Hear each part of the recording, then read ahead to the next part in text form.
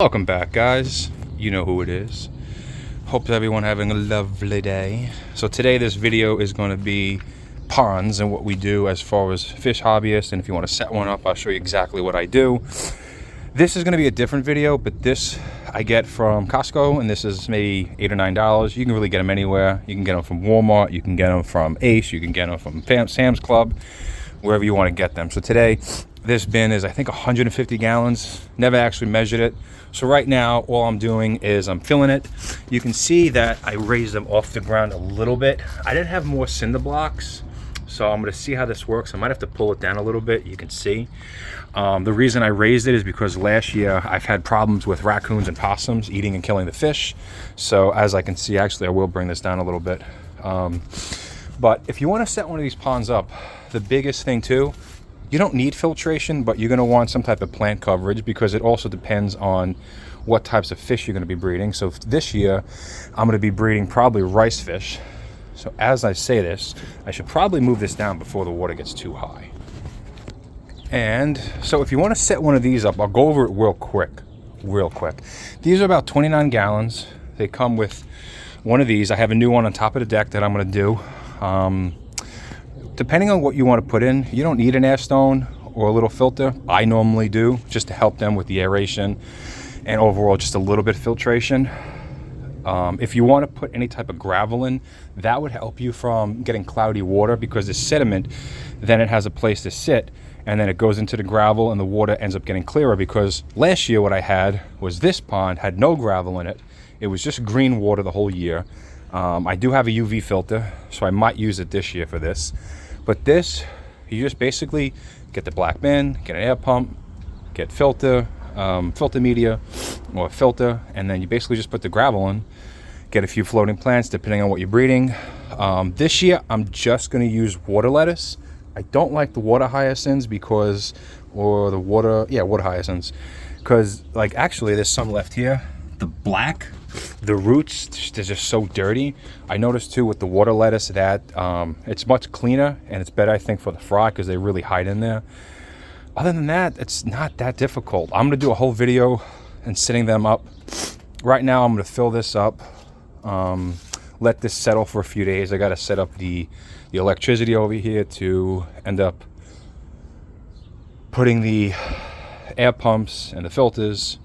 I haven't decided what I'm going to put in this, so if you guys have any suggestions, leave a comment below and let me know. I'm thinking maybe sailfin mollies if I can find them.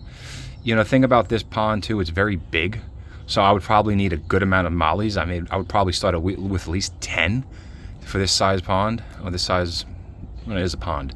But I don't know, because I did guppies one year and I had thousands of them. And then I don't know if it just crashed, or I think it got too hot one day.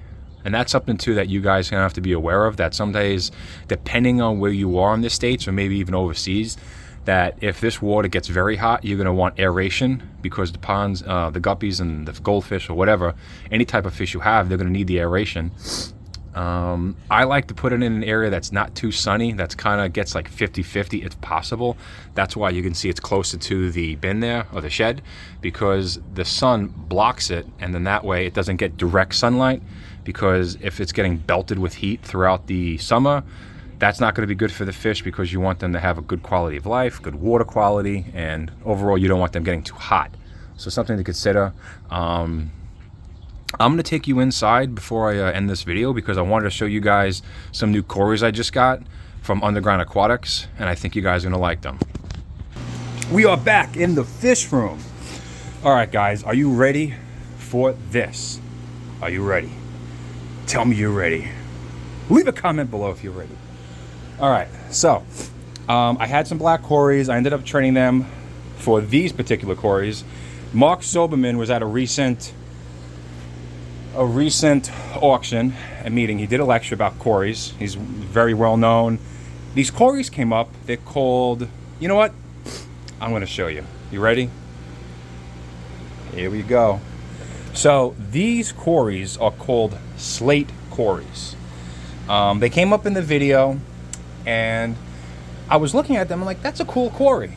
Now, and I was like, man, I mentioned to him what kind of cories those are, and he was like, oh, the blah, blah, blah, Underground Aquatics has them. I'm like, all right, I call them.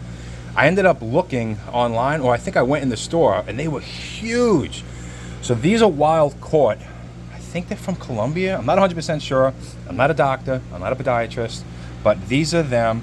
I'm going to put them into one of the specimen containers so you guys can actually see them. And stay tuned. All right, so let's take a look at these. Now, these particular cories, they're a little... Well, they're definitely wild caught. I mean, these things are huge. It's interesting, too, because when you really get down to it, these cories are almost all the same. I'm like, these don't look any really different than a peppered cory or a green cory. But you can see the body shape and how they're a little more higher, more vertical, as Chris said. You can see that the overall body shape is a little different. The pictures, I mean, they could be stretched right now. I haven't decided where I'm going to put them in the fish room. But you can, these are beautiful cories. So I'm actually forward to breeding. I'm looking forward to breeding these. So the only thing is, as I'm looking at these, you guys can leave a comment below. You know, they do look like there are some females in here, but a lot of them are kind of skinnier and narrower. So I'm hoping this big one's a female. This one right here is a female. Just hope they're not all males. That would be very disappointing because, you know, a lot of times guys want females. And I asked them, I was like, well, were people looking at them and taking them out, and basically, you know, you look at them from top and you kind of distinguish which one's a male or female. He said there was some, so hopefully there are some females in here. I'm not a cory expert, but they do look like there's a few. But these big guys, 8 of them, I haven't decided where I'm going to put them.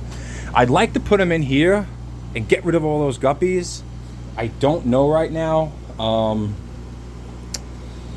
not sure. The stirbuys I'm going to move. I'd like to put them in here, but there's shrimp in here, the orange shrimp, which, oh God, another thing. Oh, the rams are getting bigger, which I like. I'm going to put the stirbuys in here because those guys, I think the 3 females. I'm thinking here. I know this, if you guys stuck with me this long, we got a bunch of plecos in here. You can see them, there's all tons of them. That might be an option. I might just leave this as a grow out tank. I could put them in here temporarily. This is a new tank, so that's a little sketchy. You know, I don't know. I'm gonna figure that out, but you can see there's a lot of stirbuys in here. I don't even know how many I have anymore.